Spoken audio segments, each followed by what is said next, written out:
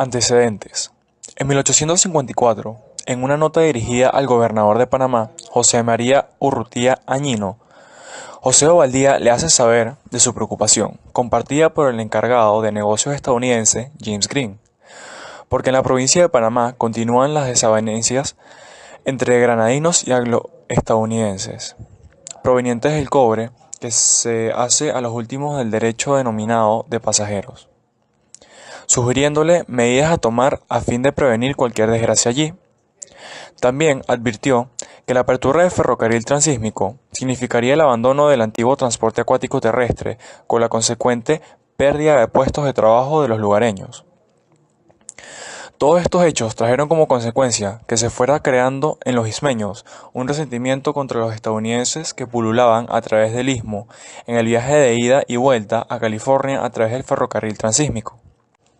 Mientras que la mayoría de los emigrantes se comportaban con cierto respeto, los excesos notables de una minoría irresponsable mantuvieron al istmo en conmoción durante los primeros años de la fiebre del oro.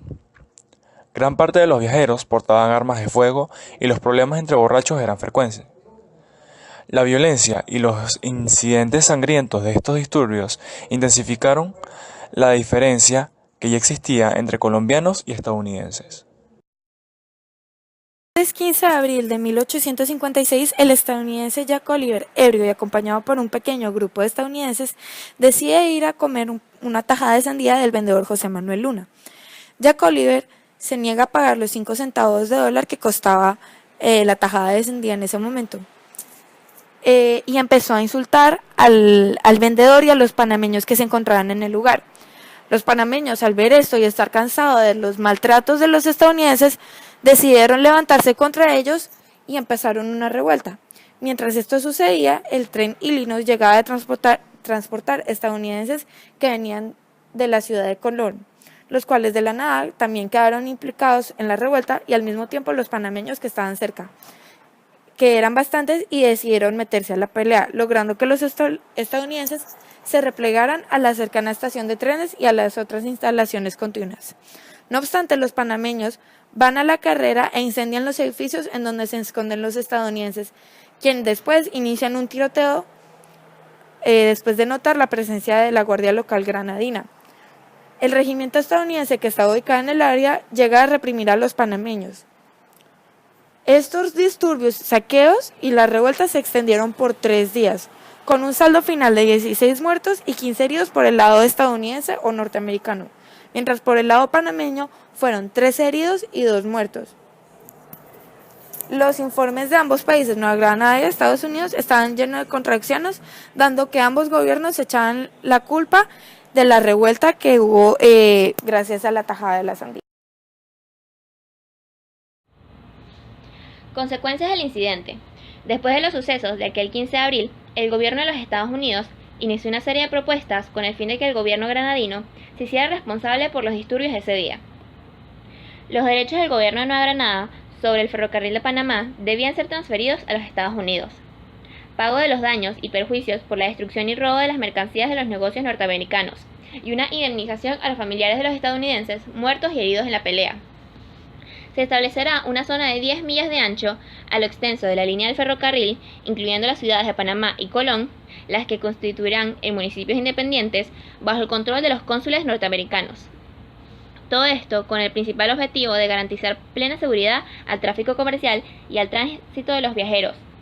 Desde luego que los mencionados municipios quedarían bajo la protección del ejército de los Estados Unidos. Posteriormente, se inicia una confrontación diplomática entre ambos países. No obstante, los Estados Unidos sometió el fallo a una comisión mixta, y el 10 de septiembre de 1857 se firmó el Tratado Herrán-Cass, en la que la República de Nueva Granada se ve obligada a admitir su culpa del incidente. Aceptó pagar $412.394 por concepto de indemnizaciones. El incidente ocurrido en 1856 entre panameños y estadounidenses se convirtió en un recuerdo seleccionado del pasado en el proceso de descolonización del país en las últimas décadas del siglo XX. Este mismo es un lugar de memoria de los panameños y recuerda los avatares del país en el tiempo y la relación del pasado con el presente. A la estrecha visión nacional que ha imperado es ineludible un encuentro con las visiones centroamericanas tras la guerra con los filibusteros y además el enfoque estadounidense.